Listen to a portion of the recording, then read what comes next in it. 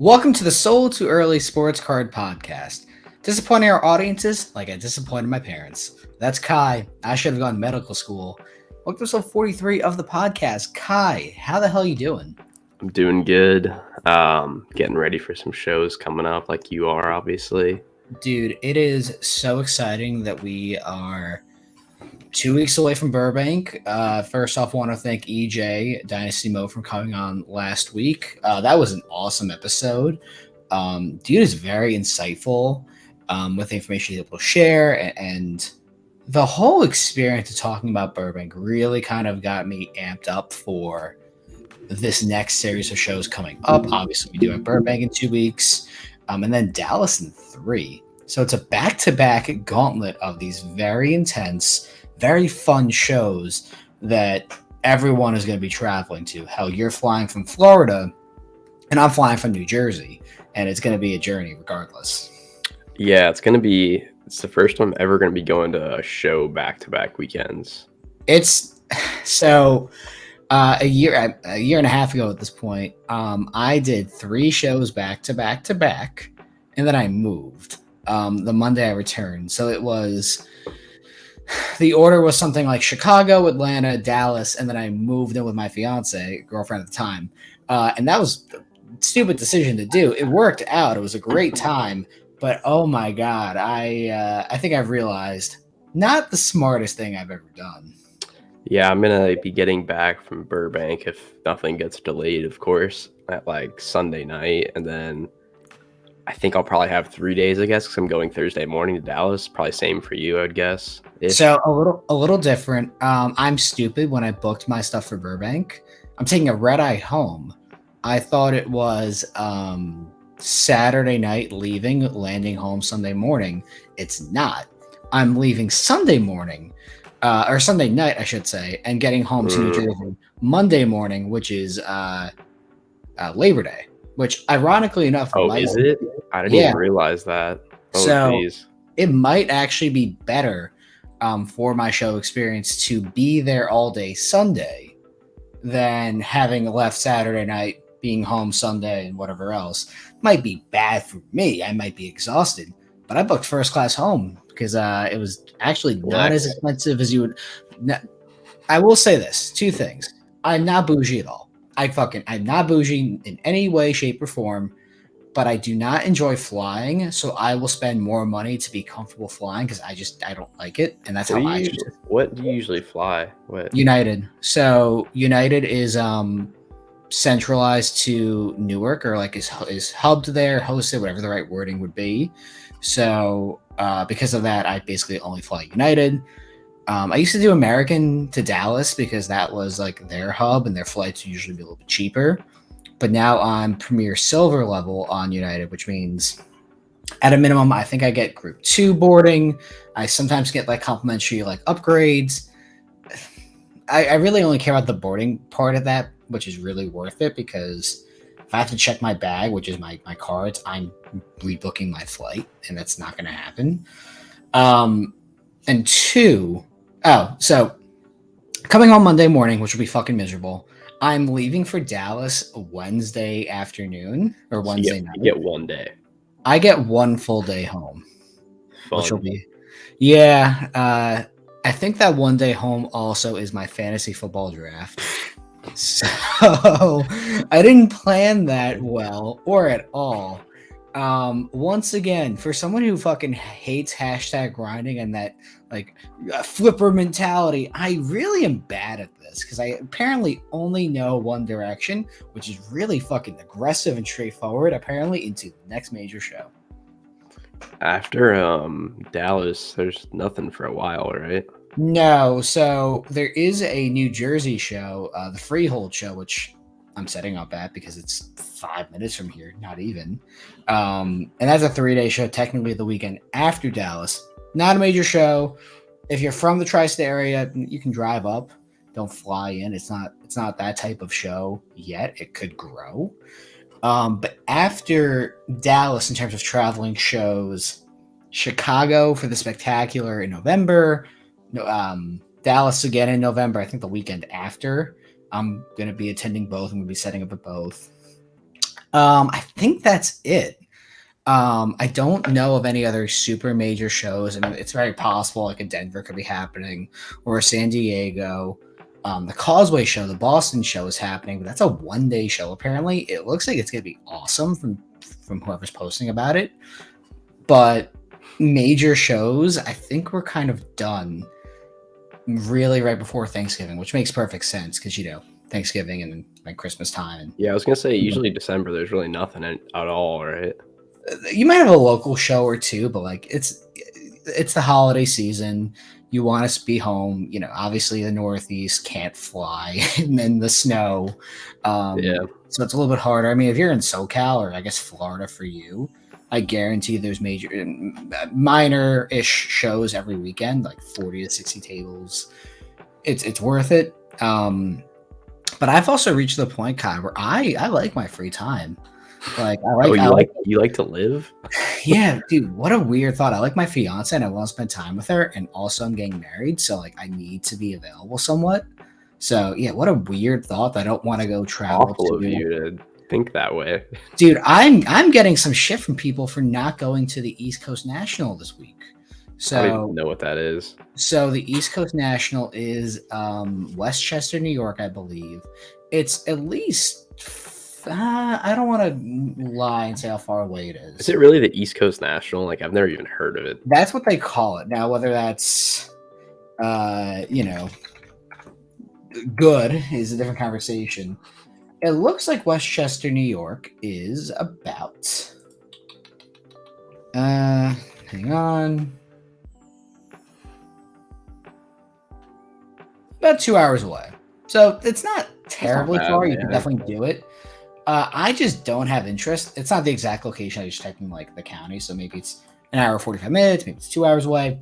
I don't want to bother. Like I like enjoying my time off. And as someone who does not do this full time, who really has no intentions of doing trading cards full time, I will focus heavily on the larger shows. I'll sprinkle in some local ones. There's a show in Old Bridge, New Jersey that is 30 tables that I've done basically every single time.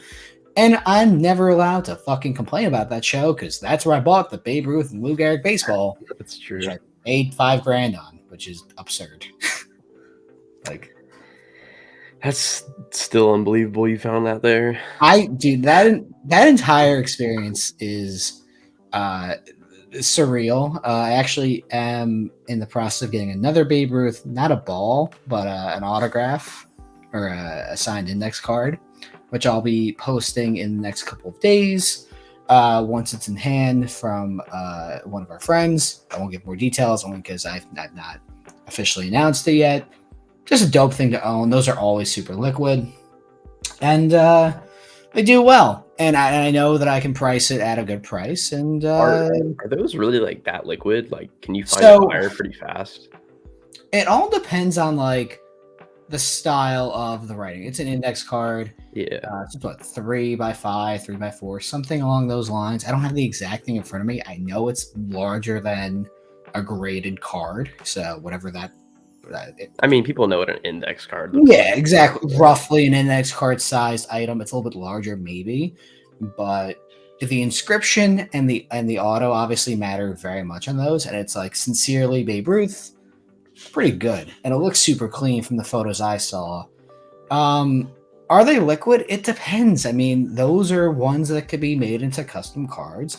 Those are ones that a company could buy and make a Babe Ruth cut auto from and sell it for a stupid amount of money. Even though, hey, guess what? You just buy it for a fifth of the price and then not worry. I guess the one like that, I mean, that's probably almost more desirable than a really poorly made cut auto. Yeah, right? I mean, it's so interesting, the Babe Ruth market, and I'm not an expert in any way, shape, or form, but I have moved a couple of them, so I at least feel acceptable talking about it at scale. I mean, the worst Babe Ruth cut autos are maybe $3,000 to $5,000 at the worst case. Yeah. And at the best, they can be 5 figures. Like, it obviously will depend on the auto grade and the condition and what it's signed. Obviously, if we're just talking an index card or something blank, yeah, I mean, why not? Like, they have value. People want to own a Babe Ruth, and whether it's a They want to take that autograph and put it in a display one day, and use that as the centerpiece with their little collection, or they just want it as something to own. Like there is value there, and I honestly would be surprised if I get the item by Friday and today's Tuesday. I'd be surprised if I owned it by the end of the freehold show in 3 weeks or 4 weeks, whatever it'd be. And then your lithograph's running, right? Yes, so that is running on Golden right now. I think it's at $1,500. There's 2+ weeks left. It doesn't exactly matter. It's at $1,500. 15 days left. As it gets a little closer, we'll talk more about it. I mean, it's not. There's no rush yet. I maybe check it once a day. Hopefully, I make money on it. It's gonna be a little interesting to see what happens there. I'm not super concerned. If I lose money, I'll just write it off as a tax loss or a business expense, whatever. If I make money, oh, hey, how horrible, right? Like, what a terrible thing. Yeah. But it's so interesting, man. The world, the show world feels like we go through these waves. And I notice a lot on Instagram too. And I mean, maybe for you and Joe, it's a little different because you're a consignment business. You guys are always trying to flip stuff over even faster than I am. But I've noticed that the way to sell and trade on Instagram is really this wave. Like, you might have a day where you sell nothing, which is perfectly fine. You might have days where you process 10 to 20 or 30 items. I can tell you yesterday I moved 25 grand worth of stuff. I was shocked that it happened. And I had another deal that could have been another 8 or 9 grand. It just did not work out that way, though. Like, that's a pretty good day at the office. And you know what? So far today, I've done nothing. And that's perfectly fine. It's kind of funny you mentioned that. I didn't even realize, but like, yeah, that's exactly how it's been the last couple of weeks, I would say. I mean, we do days where we sell like 20 cards, then days where we maybe sell a card, I mean, some days we do like sales and stuff, but still, I mean, yeah, it definitely has been going in waves lately. I don't know if there's a reason for that or it's just random, but I think part of it is the national hangover. I think people put a lot of money into inventory that they want to cycle in and out. And I think it's also a little bit of a squeeze from, you could say, economic factors. You could say that the pumping of basketball is officially here, because I can tell you for a fact, the Cade Cunningham market, Kai, as you and I both know, exploded at the National. And the item that I moved, which I got at a pretty high price at the time I bought it, is probably up 2 grand in 2.5 weeks, which makes no logical sense. The one we got? The 75th anniversary Cade that I moved to you. Yeah, the one we got. Okay, sorry. Yeah. Yeah.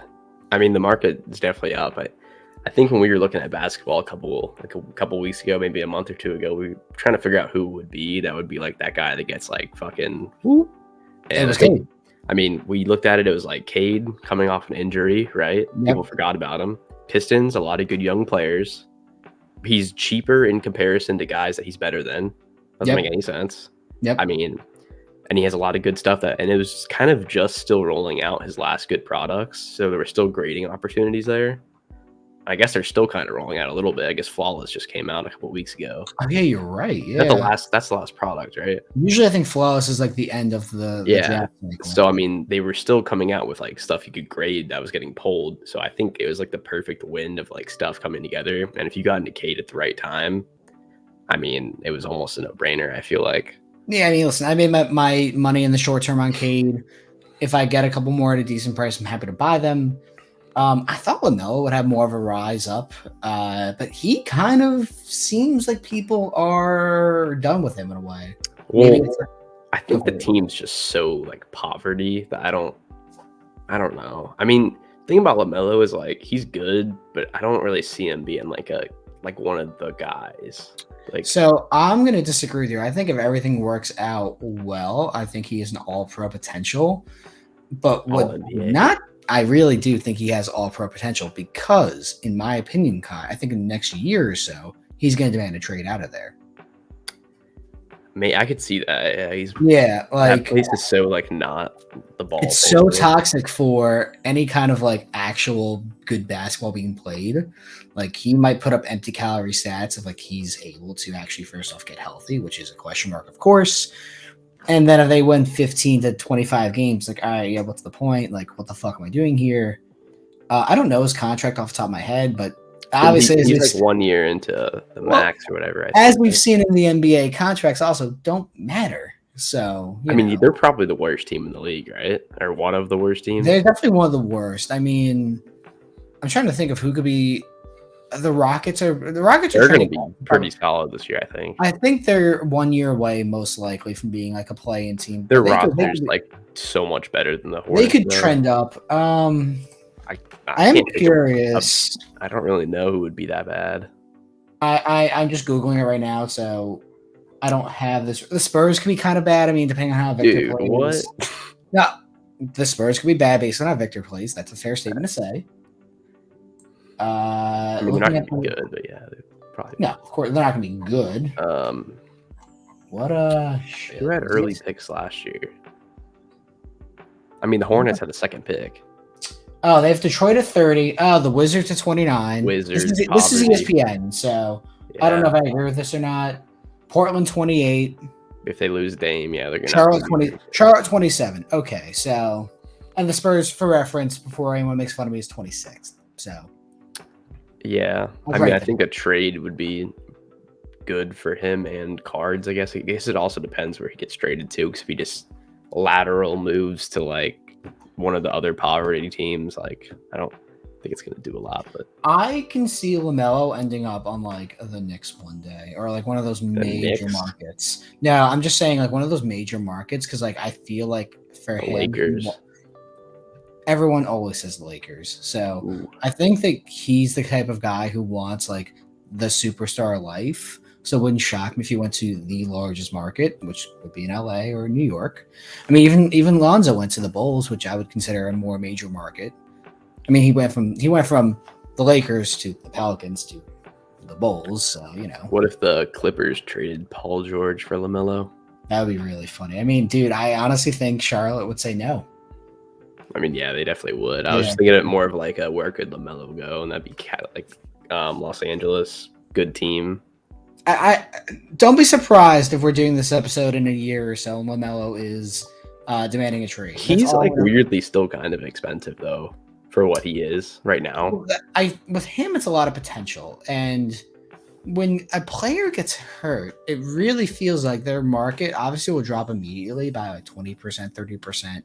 But then he's almost seen as like a value play, which we also saw with Cade Cunningham as well, because we both kind of drank the Kool-Aid there a little bit. But I will tell you, dude, if an NT LaMelo came up to me at a pretty reasonable price, I'd probably buy it. I mean, Cade and LaMelo, for reference, let's say a PSA 9 with like a similar patch, right?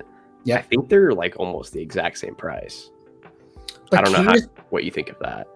Cade is starting to have his price jump up, and LaMelo has not. So it's like, would I rather? But was Cade's price too low to begin with? Possibly. I mean, dude, I know a lot of people. Right. I know a lot of people that were able to move Cade with. I think he's dominating right now for USA Basketball, and they're saying a lot of positive things about him. So he's obviously healthy or getting healthy. So. It wouldn't shock me if Cade has a better year, but if we're talking about potential, I think LaMelo does have the higher. I mean, I just look at it as like Cade was literally the number one pick. Yeah. I mean, yeah. No, I'm not saying that Cade Cunningham is a scrub. He's not, but I would more. I gotta pump and dump our cards, man. You gotta. I own.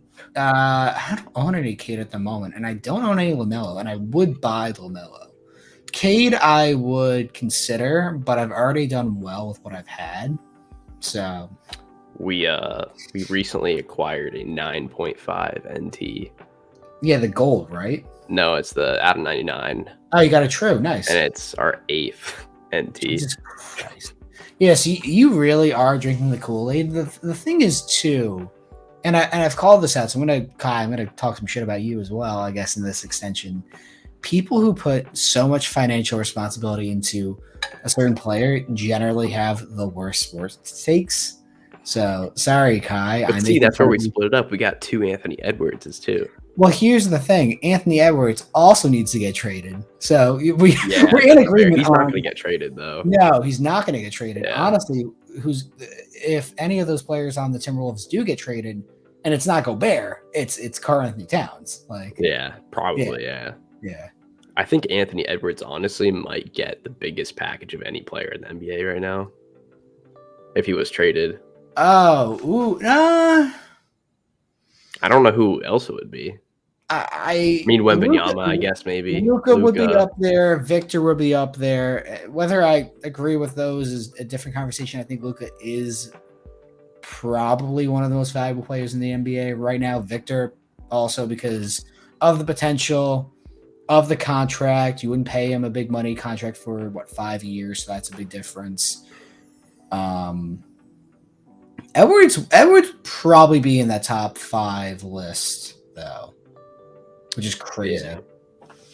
I think he probably has like the most like potential to like grow as well out of those 3 dudes. I don't know. Well, Victor, I'm going to put an NA for obvious reasons because I don't know what's going to happen with him this year. I think Chet's better than him. I'll say it for like the third time. I don't know if I agree or disagree. Once again, I'm willing to concede that it is neutral. Like it could be either or. I think Chet will shoot better from the field. Victor cannot really shoot a ton of threes at the moment, at least in the French league. He couldn't. He'll put them up. They're not going in. Well, I would not be surprised if Victor averages like 15 and 8 on decent efficiency in his rookie year, which is fine. That's a fine start to your career.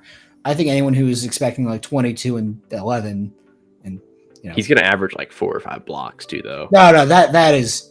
Yeah. I think that is completely reasonable, honestly. At least 3. Like he might be in the defensive player of the year conversation. That'd be crazy. If he's able to average 3 or 4 blocks a game, it could happen. I don't think he'll win it, but he might be in the conversation, at least having a valid chance to. 15 and 8 and 3 or 4 blocks a game. Pretty phenomenal rookie year. Chet is really good. Chet is interesting only because they have so many weapons on the Thunder that he could almost like be an afterthought. He also can like kind of play like a light point guard. He's not going to though. He brings the ball up all the time. But and he can pass. Like, but would you rather have the ball in his hands or SGA? No, not at all. I'm just saying. Guys. Hello. I'm just saying if he gets a rebound, like he can actually bring it down the court. I don't know if he's coordinated enough to get it from end to end. I leave my judgment to ask me again in like January, February on like how they're doing. Oh, you got to make a prediction, man. You can't be. I think Victor finishes second in Rookie of the Year voting. I think someone like Chet. I think Scoot ends up winning Rookie of the Year. That's very fair. Yeah. I think Chet will finish like 3rd or 4th. I think those 3 dudes are going to be top 3 in some sort of order. I will take the very like neutral expected route. I would be very surprised if Victor won Rookie of the Year. I just think that he needs a little bit of time to develop. Yeah. I just don't think he'll be able to like play on the inside. He's gonna get bodied. Yeah. I know. Like Kenneth Lofton Jr. I mean, same thing with Chet. Chet, I mean, gained 15 pounds of muscle apparently, but Chet's a lot bigger than him. But that's what I'm saying too. Is like Chet has grown as well. Yeah. I still think he'll have some trouble, and we'll see. I wonder if that year off is almost like kind of a really good thing for him.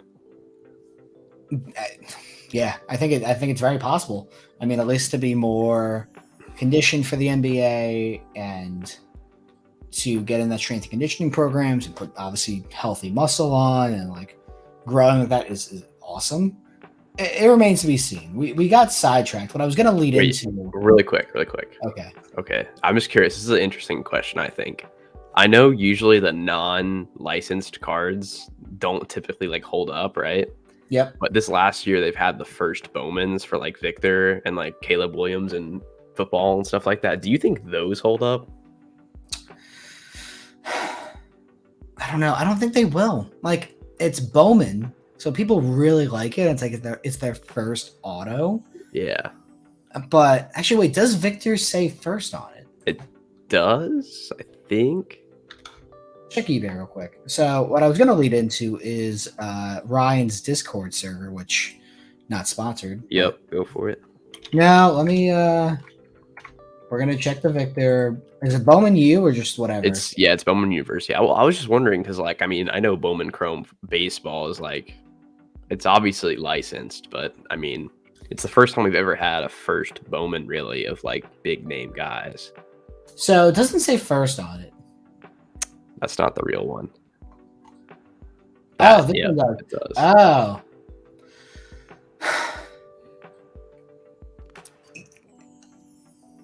I don't think it keeps the prices right now, now, but I don't think it goes to like 0.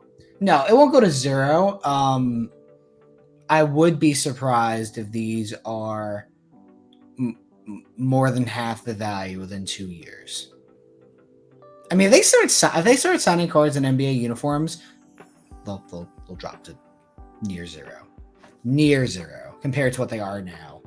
If they never do sign NBA autos, similar to the Garland, Darius Garland, Garland, they'll hold value. Yeah. It's a little tricky. This is a tricky one. That was all. No, that's a good question. But speaking of selling cards and the ability to make sales and deals, Ryan. So Ryan's Cards, who runs a pretty massive Discord server. I want to talk about it a little bit. Now, I will make this clear right now.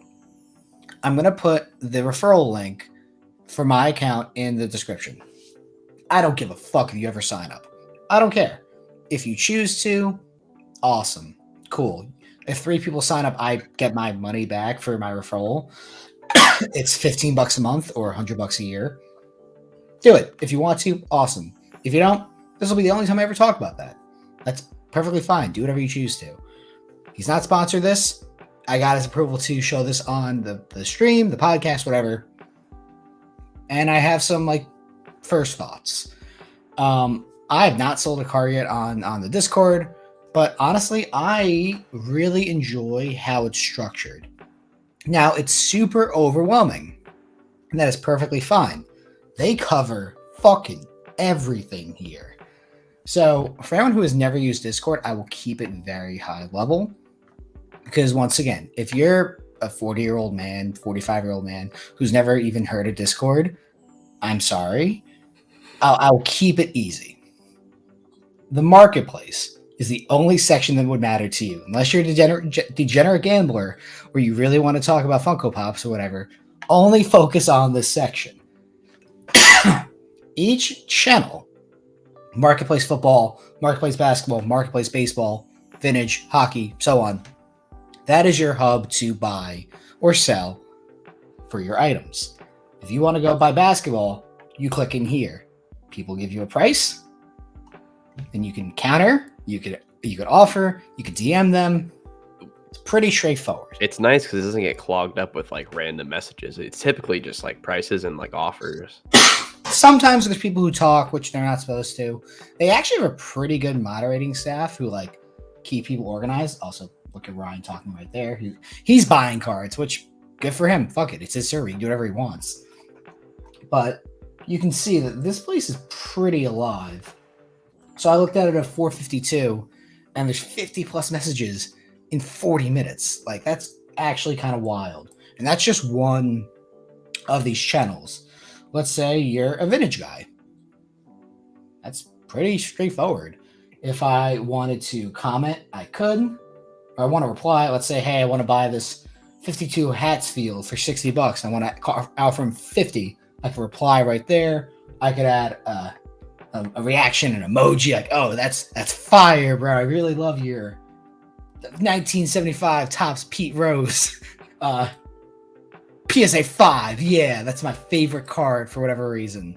You can do that, and then you could actually reach out to people. Now, this is an issue with Discord. It's not an issue with Ryan's server.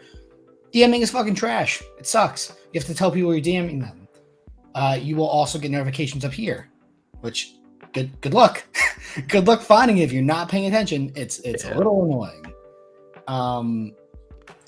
the other like real sticking notes that I've noticed, Ryan does seem to care about the people in his Discord because they're paying him obviously, and that's a good thing I want to see. I think like on Friday night or Thursday night, he was like, "Hey, bros, like if you ever need anything, like if you're too drunk, if you're out partying tonight and you're a little too drunk, let me know. I'll cover your Uber." Like just small shit like that, whether he means it or not. I was like, "Oh, that's really cool. Like you actually gave a fuck for once. You did more than most people would even offer. Whether you're doing it because they're paying to be part of your server, doesn't matter. You tried to be a decent human being. That's really cool. I respect that." Um, where would I rank this? $15 a month is. It sounds like a lot. It does, and I think that's a fair thing to start with. But let's look at like a card ladder. I fucking love card ladder. I would love to be sponsored by them. I think they're fucking awesome. I tell you about it all the time because guess what? It's a good service. If you don't use it, you're a fucking idiot, and you deserve to not make your money because it pays for itself in cost avoidance. If you make a mistake by looking at comps and not seeing something that would be on card ladder, you lose hundreds of bucks, thousands of bucks, tens of thousands possibly. Probably not, but you understand the point.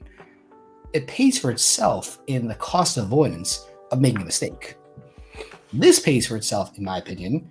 Even though I've not made a deal, the opportunity to move lower end stuff or mid end stuff in a story sale that I want to just post here instead. If I get one sale out of that, and I wanted $200 on eBay, but I get $200 or $225 offer on Discord, let's say, pays for 2 months of Discord or a quarter of a year. Not the worst thing in the world. Yeah. We've been in it for about 2 months, and I would say the exact same thing. I don't think it's necessary if you don't want to be in it for whatever reason, but I mean, for $100 a year, if you make $100 on a card, I mean, that's that right there. We've probably sold like 50K worth in here alone. I mean, And there you go. And you've sold cards and I've not. And yeah, I look at it as a tool. Now, this tool is very specialized. It could work in certain scenarios, situations, might be perfect for X, Y, and Z.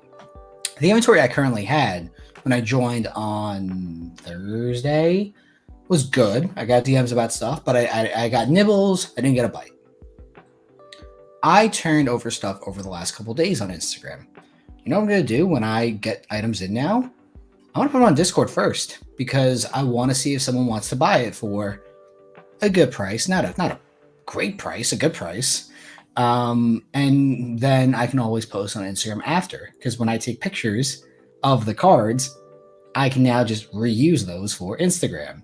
So it now will work itself into my structure of, hey, get items in, take pictures, don't post them on Instagram, go to Discord first because I can use it for my phone. And hey, maybe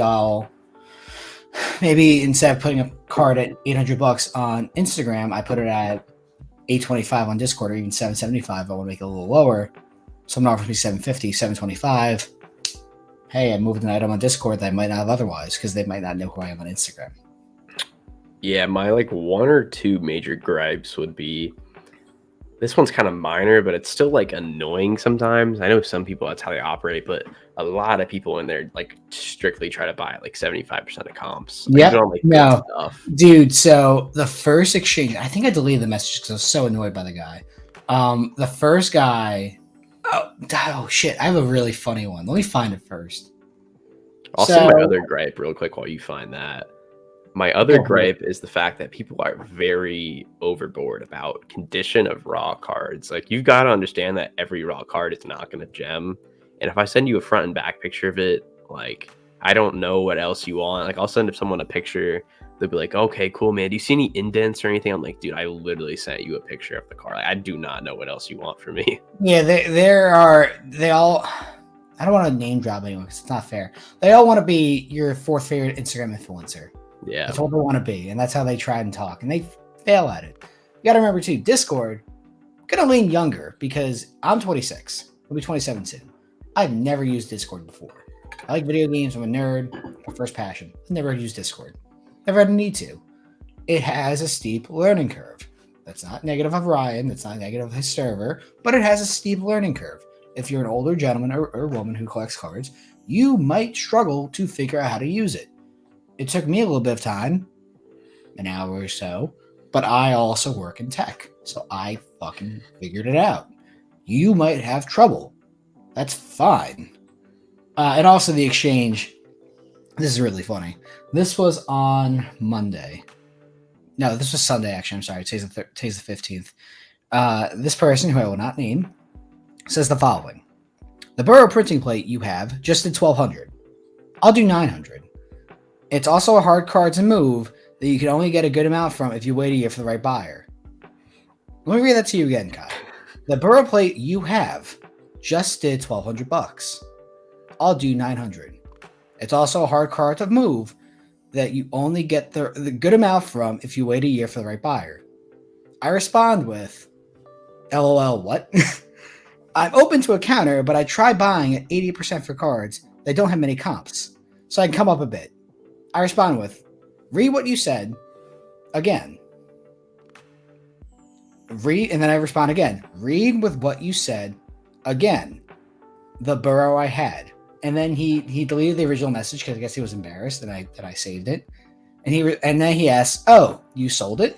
I said, "As you clearly are," and I respond with, "As you're clearly aware of, as you mention it, because the Burrow I had."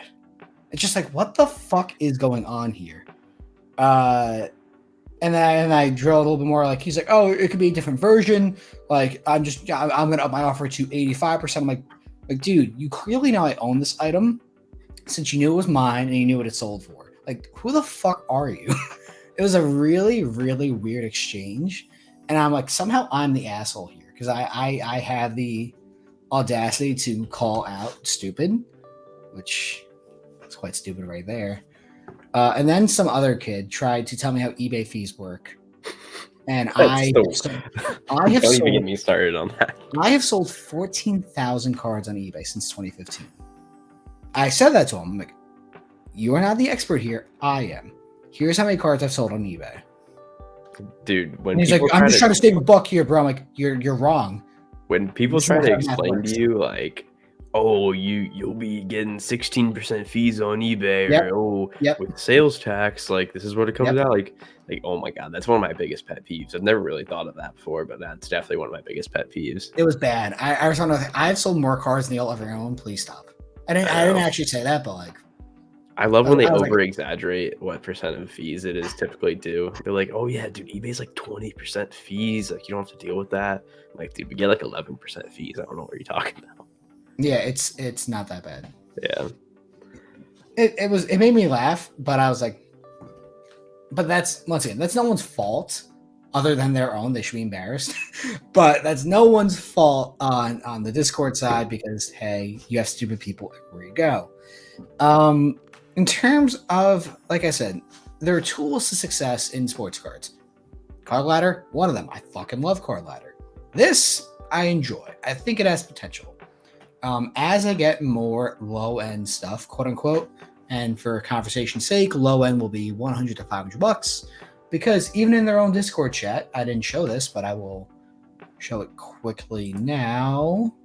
They do have a high-end section, which they classify as $1,500 and up. Which, you know what? Honestly, pretty decent number. Especially when you remember and think about the Discord does lean a younger audience. $1,500 is a lot of money.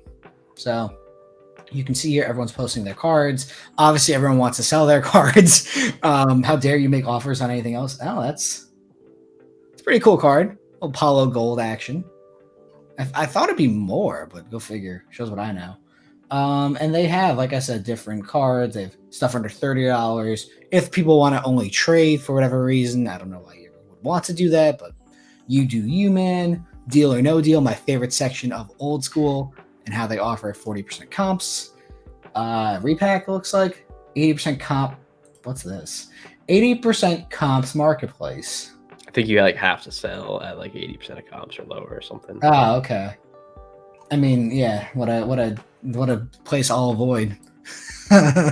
Place I will never go back to ever again, unless I really need to, which I hope not to. At the end of the day, I have to be careful what I say here too, because ironically, another service that we've talked about on the show, Kai, starting with a V, and one of your favorite sponsors, there is a possibility that those individuals appear on an episode somehow, some way. Kai, they might join this whole Totally podcast and talk about Very Swap, which would be fucking hilarious in a way. No comment. Just be nice, sir.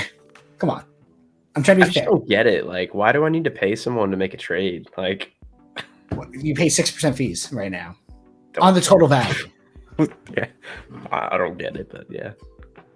Anyway, well, there goes that opportunity, asshole. Thanks, Kai. I'm just being honest. Like, I agree with you. I said the same thing. I think the fees are too high, and also just message people off the platform, which I did.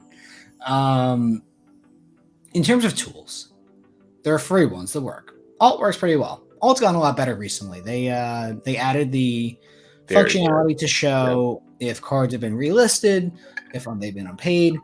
It's not perfect. I think they're very clearly aware of that. There are sales that are showing it's not paid. There are ones that clearly were.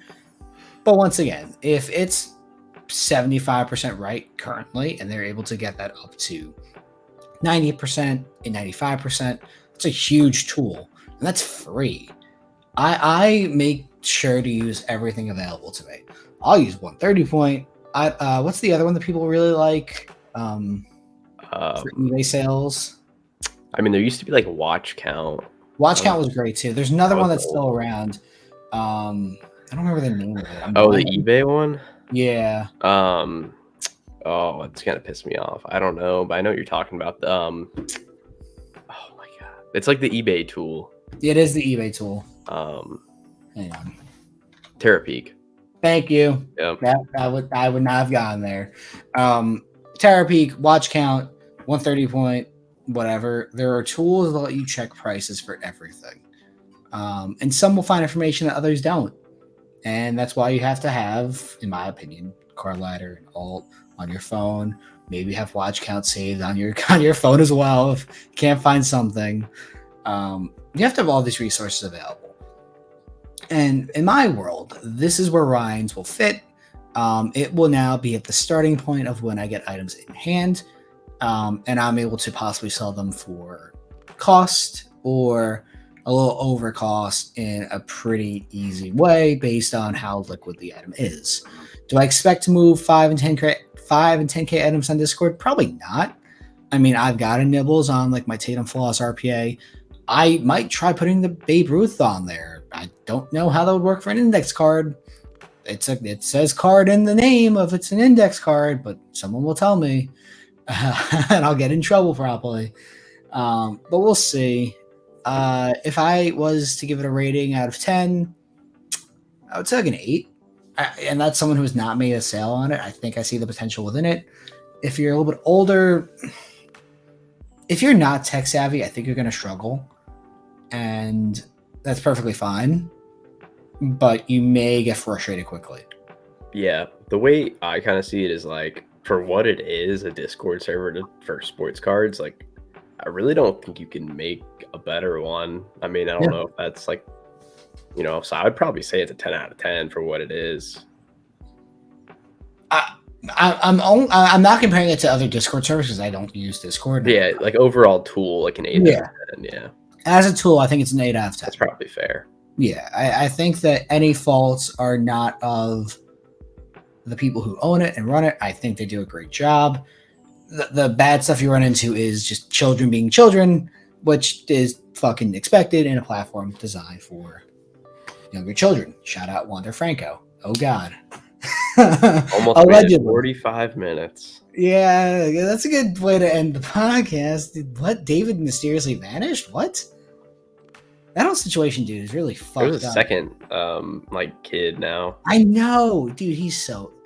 The Rays are fucked with that $100 million contract or whatever. I think it's like 144. Shout out number 14, I guess, for Wander. Yeah, we're in trouble now. I wonder how the contract would work out if, I mean, he's on the restricted list right now, so he's not getting paid. if this ends up being true, I could see the Rays getting back money either from insurance or like some morality clause, or just the league fucking suspending him. Like, Yeah, I was gonna say if he gets like left on the whatever list, I mean, restricted list. yeah, wouldn't he just be left on that forever? Possibly. I I mean, don't he really know how it signed works. for But 14 years or something. Which once again, he likes that number 14. It'll be interesting. I do feel bad for Rays fans, all 16 of you. Once again, good number for Wander Franco. It'll be tough. The card wise, you're fucked. You're just straight up fucked. Like, he's down like 60 or 70% loss. Like, damn. Yeah, don't diddle children. Like, what? I'm sorry. I just don't do it. Like, the thing is though, like, there's just allegedly. no way anyone could have known this was coming. No, Like, and oh my god, wait, hang on. Did you see the youth Inceptions card? Shit. Oh god, Kai, I fucking broke you. My chair's giving out on me. Did you see the youth invasion card? I did the insert from like, yeah. Oh, we're going there. Hang on. Oh man. The thing is though, like, you just wake up one day, let's say you have 15K into Wander Franco, this happens, it's like you shit out of luck. It's like there's nothing you can really do. That's why you buy dead people, Kai. That's why you buy people that haven't played the MLB yet and dead people. You don't touch them if they've been in the league. Well, hang on. Let me find the. They're probably going for stupid money right now. I did check. I was curious. That would have been a good investment right there. Holy shit. Yeah. Oh my god. Yeah, dude. That's so stupid.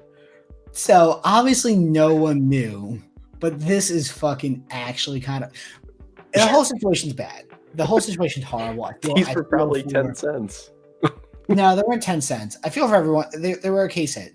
I feel for everyone in the situation. Obviously horrible. This is fucking hilarious. I don't care who you are. This is really funny. This is objectively amazing. There was another card too. I'll find it while you talk about this. So they weren't. I mean, they definitely had value. So for reference, in July, PSA 10 to $50, $40 raw, $46 raw. They had value, actually.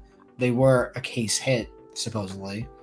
To 5 to 175. So yeah, everything else in Wander's market is down, but meme cards are at an all-time high. Youth Quake. Oh, Jesus Christ. Hang on. That's not Someone good. pulled the red out of 5 literally like a day ago.